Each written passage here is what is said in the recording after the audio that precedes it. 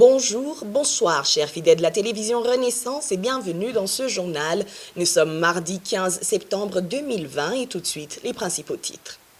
Les affrontements entre les forces de l'ordre et des groupes d'hommes armés ont duré près d'un mois dans différentes provinces du Burundi, ont emporté les vies de plus de 40 personnes civiles. Pour Maître Janvier Bigirimana, défenseur des droits humains, les hommes armés en conflit devraient respecter les vies de simples citoyens n'ayant pas part aux affrontements, comme le stipule la loi internationale du Code de la guerre. Vous le suivrez dans ce journal. Et aux yeux de la population, un Imbonerakure a le pouvoir d'arrêter, de juger, d'enlever, de tuer qui il veut quand l'opportunité se présente. Que faire alors pour éviter le pire au Burundi? C'est le sujet du mini-magazine au cœur de la société de ce soir que vous suivrez en fin de ce journal.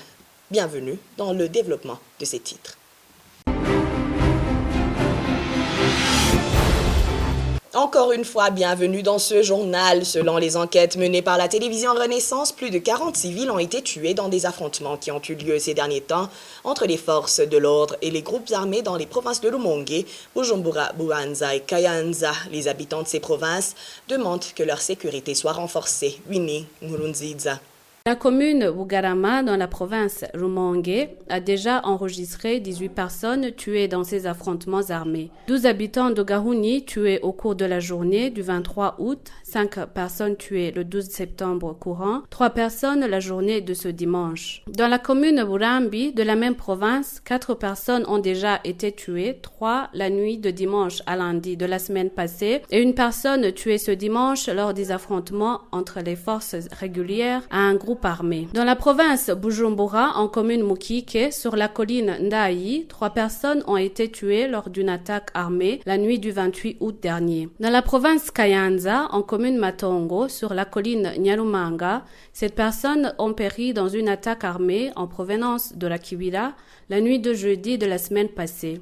Dans la commune Musigati de la province Bubanza, 13 personnes ont été déjà tuées depuis l'incursion des rebelles dans cette province le 28 août dernier. Sauf le mouvement Rede Tabara qui a revendiqué l'attaque de Bugarama et celle de Matongo, aucun autre mouvement ne revendique ces attaques. Jusqu'aujourd'hui, le gouvernement reste dans un silence absolu alors que la population se trouve dans une peur panique.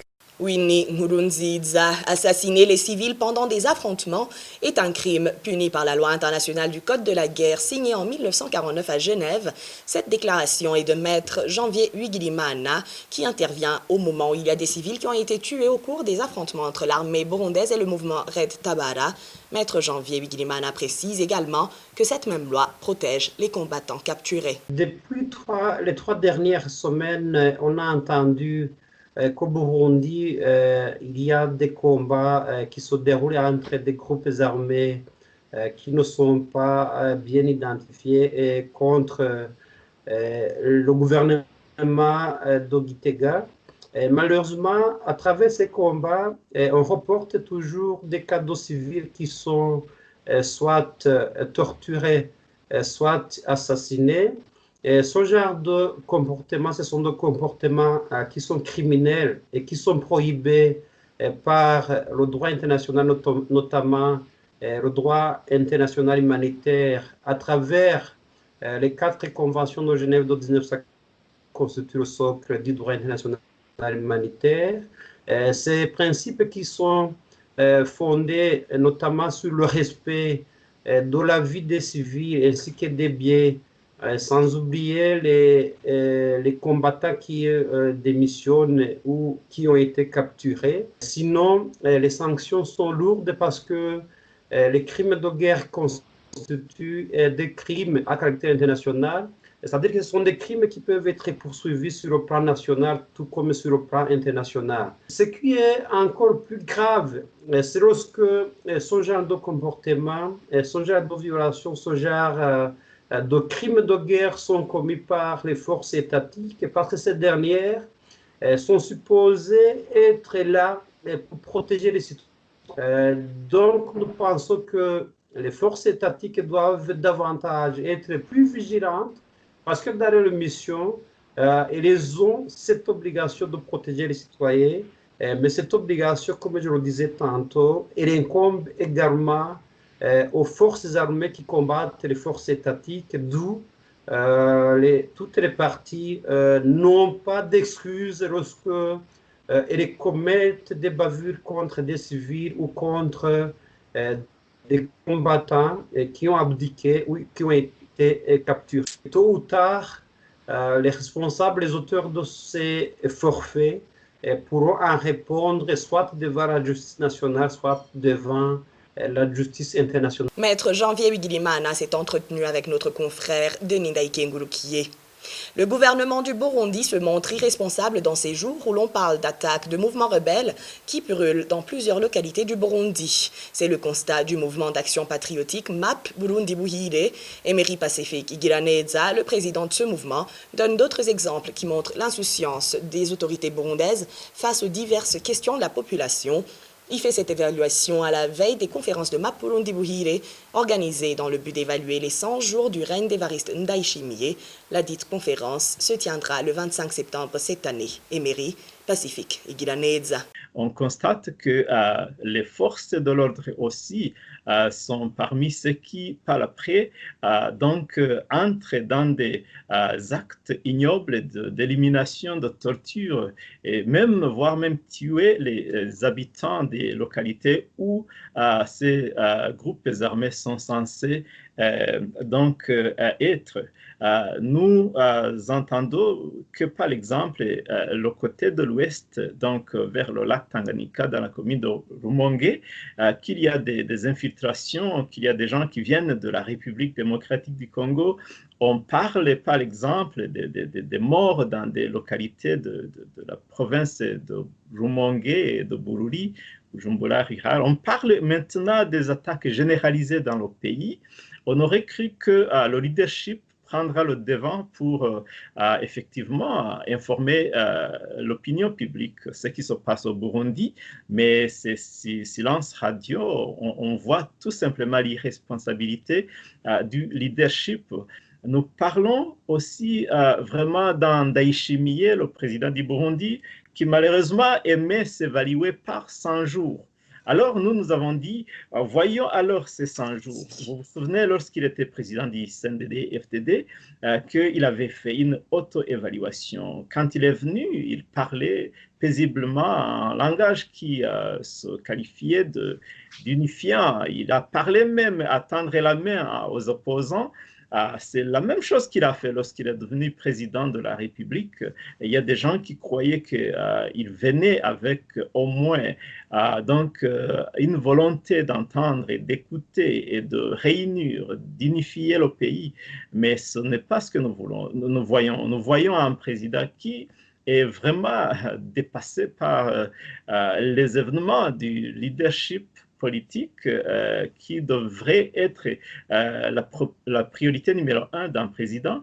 Il y a des Imbonerakure, des jeunes du parti au pouvoir qui nous informent de ce qui se passe, qui chassent et pourchassent des gens avec les forces de l'ordre, alors que les leaders politiques, le président lui-même, a préféré faire silence. Alors, dans ces 100 jours, je crois qu'on aura l'occasion de parler en profondeur de ce qui se passe au Burundi, mais aussi de suggérer des solutions possibles, parce que l'une des qualités des gens qui aiment le pays est qu'il ne faut pas tout simplement parler de tout ce qui ne va pas, mais il faut aussi chercher à proposer des solutions. Emery Pacifique Igiraneza, le président du MAP Burundi Buhire. Le 15 septembre, chaque année, le monde célèbre la Journée internationale de la démocratie. Certains observateurs politiques burundais trouvent que les piliers de la démocratie ont été détruits, selon Tassien Sibomana, membre du parti UPRONA non reconnu par le gouvernement. Les libertés fondamentales ne sont pas garanties au Burundi. Il fait référence, entre autres, à la destruction de médias indépendants et des élections en gré d'irrégularité. Je parle des droits de l'homme en premier lieu. Quand les droits de l'homme sont bafoués, c'est-à-dire que les libertés que doit incarner la démocratie ne sont plus là, il y a la bonne gouvernance politique qui est en l'heure dans notre pays, il y a la liberté d'expression, le droit à l'information, Il y a des élections qui sont truquées. Les uns sont empêchés de se faire élire alors que c'est un droit consacré par la Constitution et les conventions et les pactes internationaux que le Burundi a ratifiés et signés.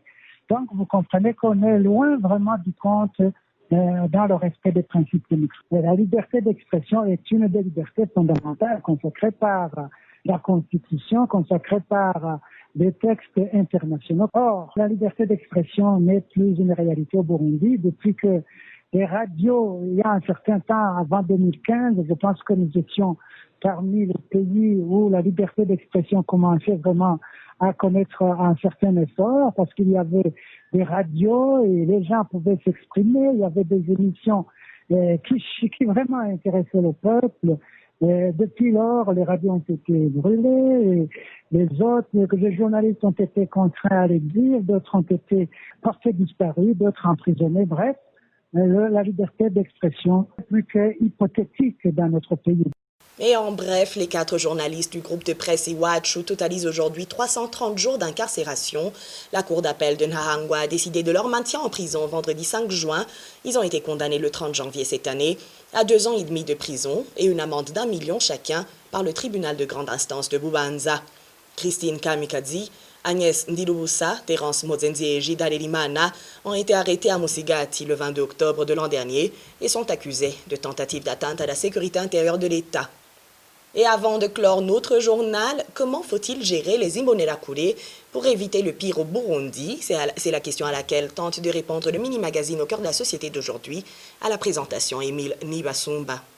Pour la plupart des autorités du CNDD-FDD, Imbonerakure signifie membre de la jeunesse du parti au pouvoir.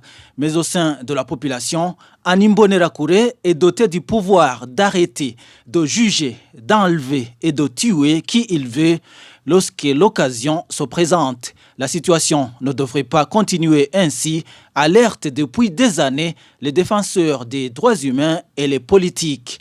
Que faut-il faire aujourd'hui pour éviter le pire? C'est le sujet du mini-magazine au cœur de la société du 12 septembre 2020. La voix, c'est celle d'Emile Nibasumba. Soyez les nôtres. Les Imbonerakure sont des jeunes hors du commun. Bertrand Ngendakuriyo de la radio Inzamba décrit quelques caractéristiques de la Ligue des jeunes du CNDD-FDD. En 2015, Zed Al-Hussein, au commissaire des Nations Unies aux droits de l'homme, utilise le mot milice pour caractériser les Imbonerakure, un mouvement politique de jeunesse burundais affilié au parti CNDD-FDD. La question de l'armement des Imbonerakure par le régime a été une des raisons de la comparaison du mouvement à une milice. En avril 2017, cette jeunesse a été qualifiée par les Nations Unies de milice. En 2014, les enquêtes de l'organisation APRODH avaient révélé des centaines d'Imbonerakure qui suivaient des entraînements paramilitaires à Kilibaondes en République démocratique du Congo. Différents rapports des organisations des droits de l'homme avaient pointé du doigt les Imbonerakure d'être la principale responsable des violations des droits de l'homme au Burundi au cours des 5 dernières années. La commission d'enquête sur le Burundi n'a pas hésité aussi d'affirmer que les Imbonerakure sont tenus responsables des disparitions forcées, des actes de torture ou encore des arrestations et des détentions arbitraires visant des opposants ainsi que tout individu perçu comme étant non aligné à la politique du gouvernement. Ces Imbonerakure mènent également des opérations de police hors du cadre prévu par la loi et procèdent à des campagnes de recrutement forcé au sein du parti au pouvoir. Avec l'avènement des nouveaux dirigeants du pays, ces derniers semblent ne pas avoir la même lecture de la gestion des Imbonerakure.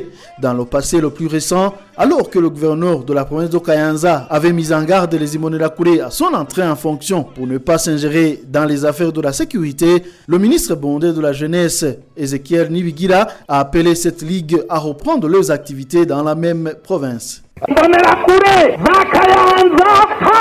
Imbonerakure de Kayanza, levez-vous et soyez vigilants. Un adage en Kirundi dit que les habitudes ont la peau dure. Soyez vigilants. Vous savez, on n'aura jamais un militaire ou un policier pour chaque maison. Des gens ont entendu un certain message et l'ont mal interprété. Mais nous allons leur expliquer pour qu'ils comprennent ce qui a été dit. Les Imbonerakure sont priés de rester vigilants à partir de maintenant. Depuis donc 2017, les jeunes du parti CNDD-FDD célèbrent chaque année au mois d'août une journée qui leur est dédiée. Imbonerakure Day, une occasion pour faire des démonstrations de force et scander des slogans hostiles aux opposants. Pour l'ancien vice-président de la République, Frédéric Bamvuginyumvira, les conséquences sont néfastes. La jeunesse est utilisée pour commettre des bavures, commettre des crimes contre l'humanité au nom d'un parti politique ou sous la protection d'un parti politique. Sinon, ce que nous sommes en train d'observer, on a vécu des drames dans le pays depuis 2012 où des Imbonerakure, après leur formation à Kiribaondes, ils sont armés sur les collines, ils donnent des ordres, ils tuent, ils n'écoutent plus aucune autorité, ils menacent même l'autorité, ils battent même les agents de la justice. Le pouvoir laisse ces jeunes faire ce qu'ils entendent faire, tuer les autres Burundais. Et ça, c'est un mal. Et ça devient un danger public. Pourquoi justement utiliser cette jeunesse? Souvent, c'est parce qu'on doit éviter la loi. On ne peut pas demander à un militaire, à un policier, d'aller sur le terrain, tuer quelqu'un comme cela, et il doit répondre un jour au nom de la loi devant la justice. Mais pour un Imbonerakure, il peut le faire et c'est pas encore qu'il sera taxé de ceci, de cela. Non, donc c'est quelqu'un qui a tué quelqu'un. Aujourd'hui, qu'il sache que ce crime va rester indélébile dans le cœur des personnes qui ont perdu le leur. Donc ça veut dire que le gouvernement est en train de condamner l'avenir de ces jeunes en les laissant se comporter ainsi. Dans le passé, les partis au pouvoir ont utilisé les jeunes dans les atrocités dans le pays. Frédéric Bamvuginyumvira souligne que cette attitude a toujours détruit la société burundaise. Le passé, pratiquement, devrait nous instruire sur le futur et nous orienter pour que nous ayons un comportement adéquat par rapport à ce que nous avons vécu. C'est vrai, nous avons observé le comportement de la JRR pendant les moments de crise où pratiquement c'était des gendarmes de la colline où ils sont impliqués dans ceci, dans cela, dans des crimes commis. Ils ont été impliqués. La jeunesse, les années 93, on parle de GDBU, mais je dois dire que je ne pensais pas qu'on puisse retrouver les traces de la GDBU en termes de la loi parce que et se chercher encore. En principe, le rôle des partis politiques, c'est un rôle intégrateur de la société. Mais on constate que les partis politiques ont joué un rôle désintégrateur de la société. Frédéric Bamvuginyumvira s'est entretenu avec Thierry Wigirindavi de la télévision Renaissance. Selon l'ancien vice-président de la République, Frédéric Bamvuginyumvira, les autorités devraient revoir l'organisation des partis politiques pour qu'au lieu de prêcher la criminalité, ils sensibilisent ces jeunes partisans à réconcilier les Burundais. Merci à Émile Nibasumba et c'est par ici que nous mettons un point final à notre journal. Merci à toute l'équipe de production et à vous tous qui l'avez suivi. Au revoir.